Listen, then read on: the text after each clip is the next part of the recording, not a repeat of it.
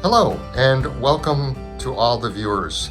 My name is David Barker, and I am with Create Us Media, and I'm here with Dr. Clark for Ask Dr. Shana. Shana, what are we going to talk about this week? Well, I thought we could take a break from all the serious coronavirus stuff, which we're familiar with by now, and just say, and I wish my viewers would either telephone me. My number is 585 730 0574. I'll say that again, 585 730 0574, and tell me what things that are now prohibited because of the coronavirus business are you, my viewer, looking forward to most, and what you would do if suddenly you could go somewhere which you have been forbidden to go to for, what is it now, 4 or 5 months. What are you most looking forward to as a return to normal? I'll tell you mine. And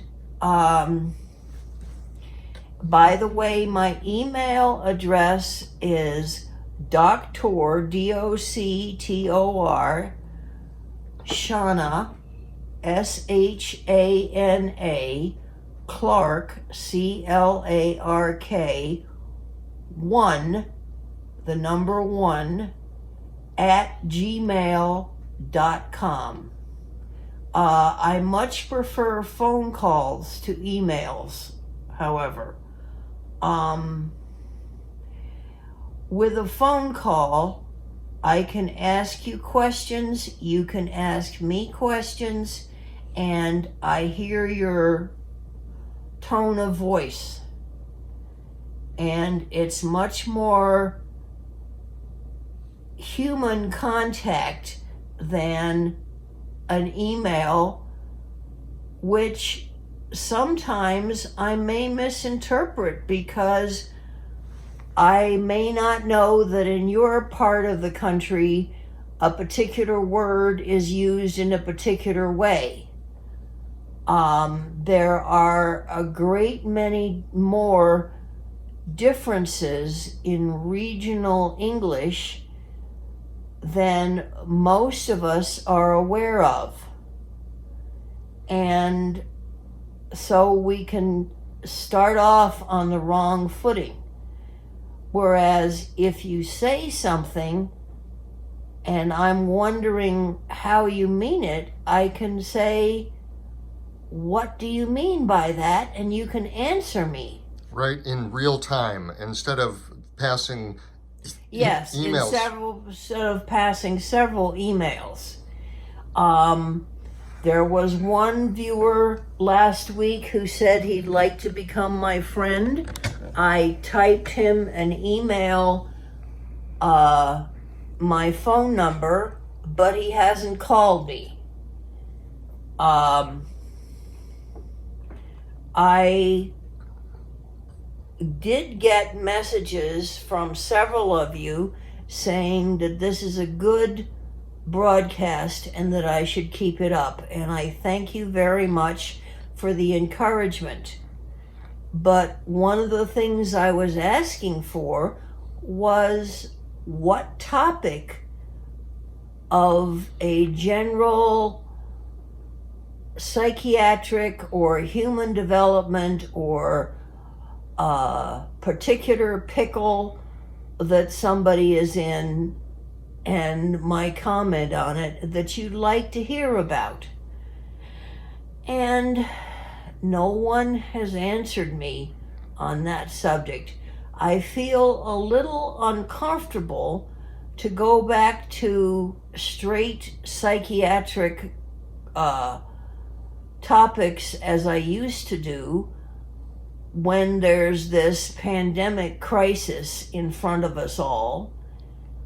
And at the same time, I'd like to be talking about something that seems relevant and important to a number of you, and I operate on the assumption that if one reader said he wanted to hear about a particular topic, there would be others who also would appreciate a webinar centered on that topic. But if you don't answer me,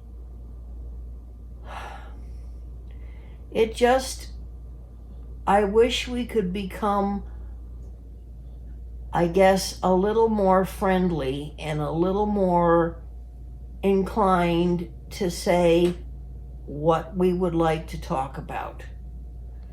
Now,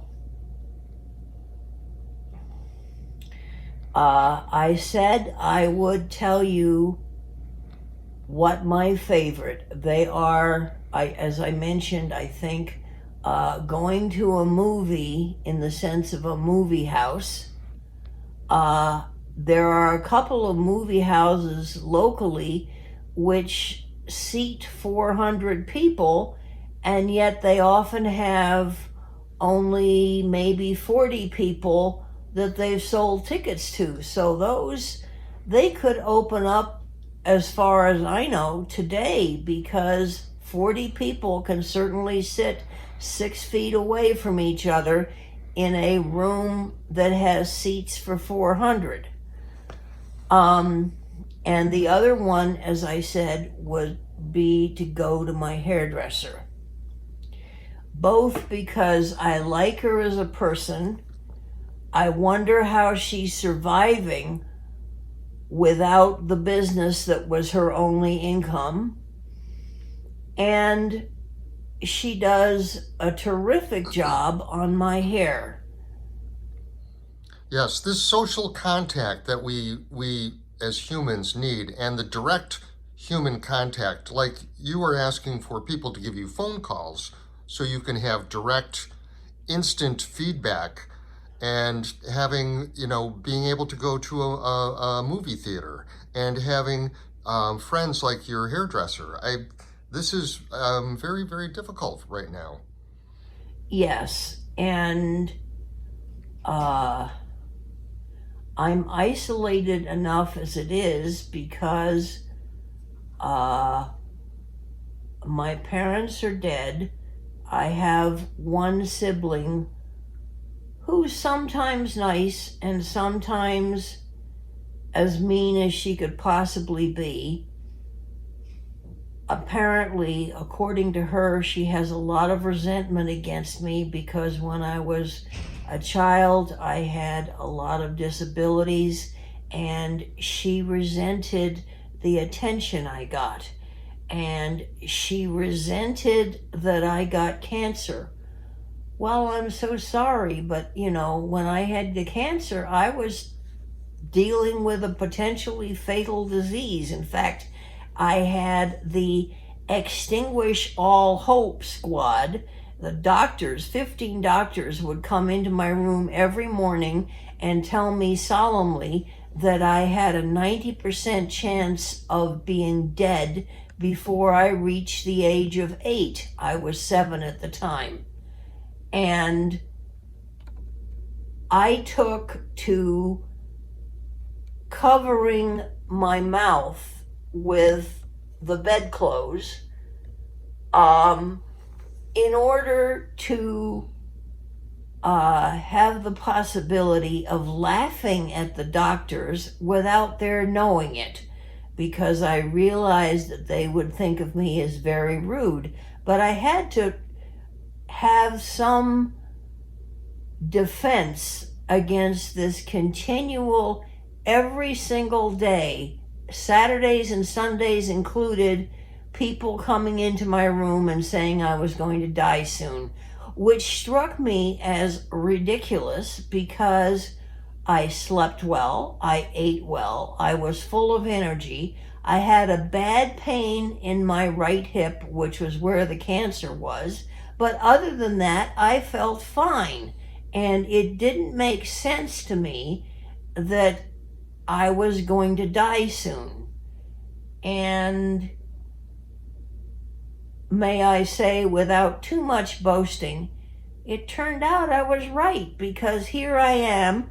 This summer, I turn 70, and so I didn't die at age 7. Apparently, when I had the cancer, only less than 1% of the children with that cancer in that location survive to adulthood, which is pretty daunting. But I still don't understand why they felt they had to deliver the pessimistic message about I was dying every single day. Maybe they were trying to get used to the idea themselves. I don't know. I have a question. You told me before that you had a strategy for combating this cancer, and you used your mind to do that. What can you tell that story?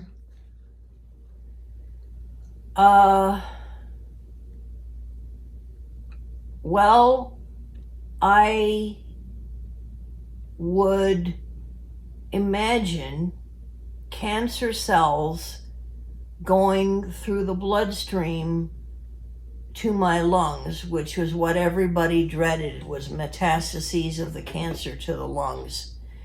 And arriving and finding the lungs so airy and so open and so very different from the bone that the cancer was born into, if you follow me. That's where the cancer came from.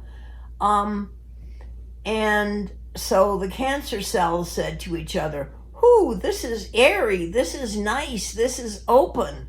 Let's stay here." And then my white cells, whom I understood were my main defense against cancers, would come. Now, in my 7-year-old mind, they were dressed as policemen. And they said to the cancer cells, either you scoot right back to where you came from in the hip, and you stay there, or we, Shana's policemen, are going to eat you up. And ever since then, when I see pus, I recognize it as dead white cells who have consumed all they can of an invader and have died in defense of the human being in whose body they are.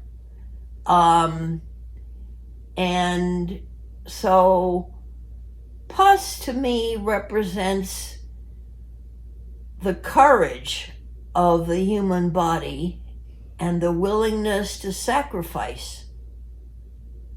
And so if I see a wound with pus, I don't look at it and go, ugh, how horrible or something.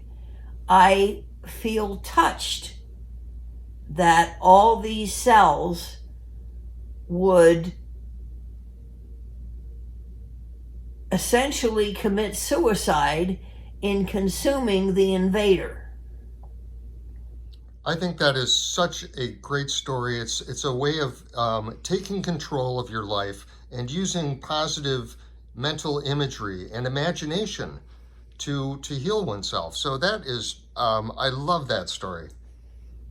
So, I don't know if any other children ever had that reaction, but I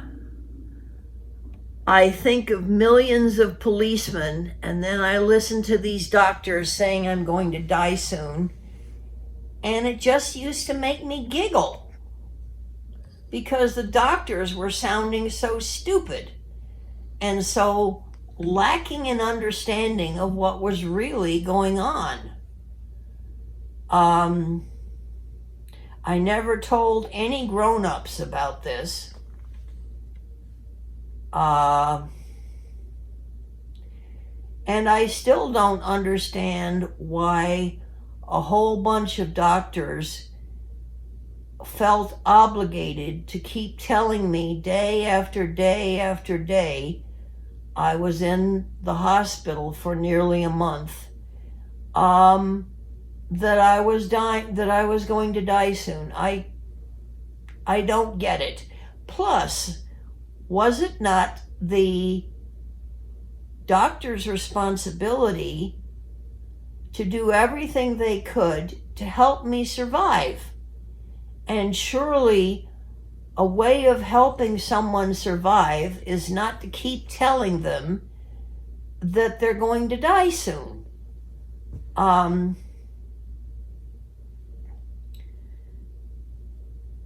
Nowadays, they don't do that anymore. Nowadays, if they're going to do surgery on a child, they explain to the child that they're going to be put to sleep so they won't feel anything, and what they're going to do, like take out the malignant tumor, the bad, the cells that want to kill the child. And they don't keep pronouncing the death sentence over and over and over. To me, it just seemed both ridiculous and pathetic. And that's why I took to giggling when they were in my room.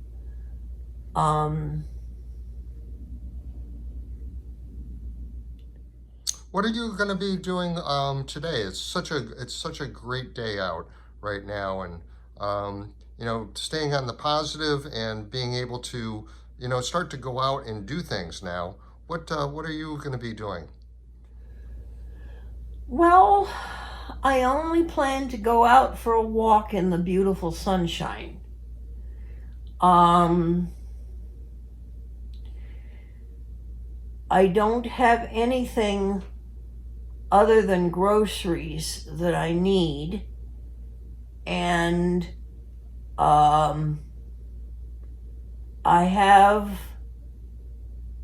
you, Mr. Barker, as a friend who is able to go get and then bring me my groceries, because I have 4 very good reasons for falling over these days, and I wouldn't do very well trying to hold on to a bag of groceries for quite a distance. And the distance to the nearest grocery store is over 2 miles, which to me seems quite a ways away. Now, it's only maybe 10 minutes by bicycle, and less than that by car, but on foot it strikes me as quite a distance. Mm-hmm.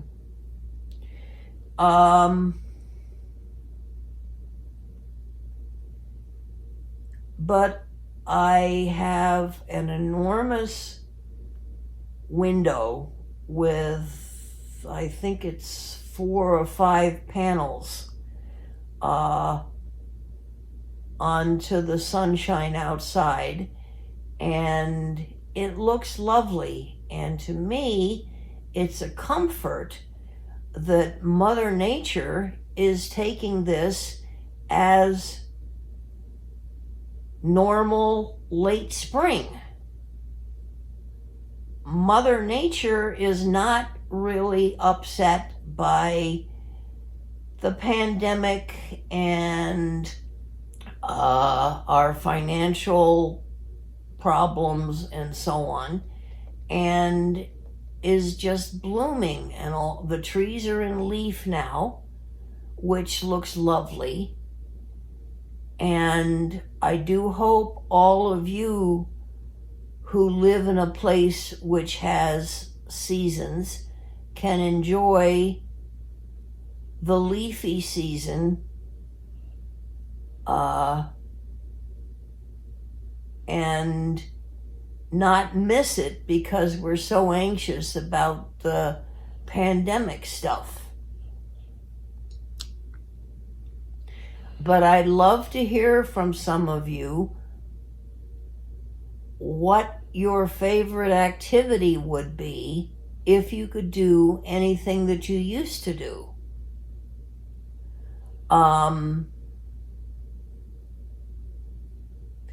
And I'm also looking forward to having it be possible for people to travel the way they used to in spring and summertime.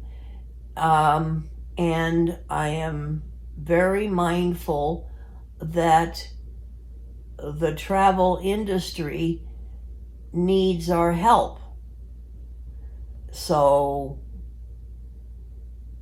if anybody is thinking that they have a cousin who has a big house and they could have a room by themselves and go visit their cousin, please do so.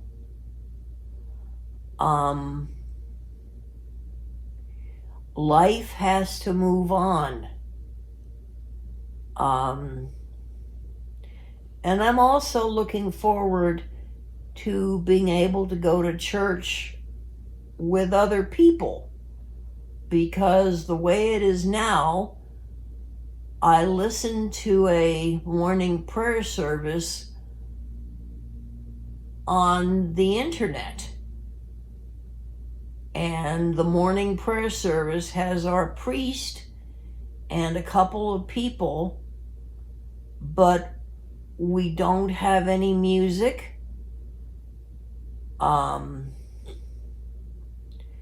And it's a mere shadow of what it used to be. Well, I know we're all looking forward to things opening up again, and it's the springtime, and this is the time of rebirth, and we've gone through a dark winter, and so I think we all are looking forward to increased communication and being together, traveling, just connecting with one another. This has been wonderful. Thank you. Well, and I'd like to finish with, most of us, I think, have figured out how we're going to survive financially. And for those of us who haven't, they have a choice.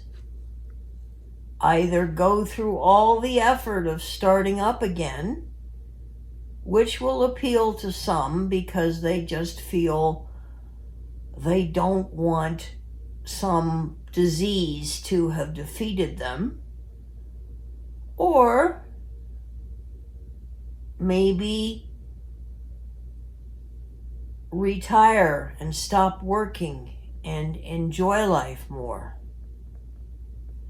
So neither one of those is necessarily a bad thing. And nobody, the public health community knew that a pandemic was coming someday, but nobody knew when, nobody knew how it would spread, or really what was going to happen. So let's make sure that when we elect senators and House members as well as a president this coming November, that we elect people who are pledged to have the United States prepared for another pandemic sometime. And we don't know when that's going to be. But the public health people say they've learned a great deal through this pandemic, and we've just got to be prepared in the future and not be caught short again. And for all of us who are still here, I'm so glad we all made it. And for those of us who are not here, we remember you, we love you, we'll never forget you. So, but please, let me know what your idea of opening up might be. And this goes for all ages. Young people, middle-aged people, and the old folks. And as I said, I'm going to be 70 this summer. So I guess I'm now included among the old folks. So anyway, until next week, and keep yourself safe and keep on trucking for whatever you're trying to do. And please, some of you, let me know what you're waiting for in terms of businesses or possibilities opening up. Okay, bye-bye.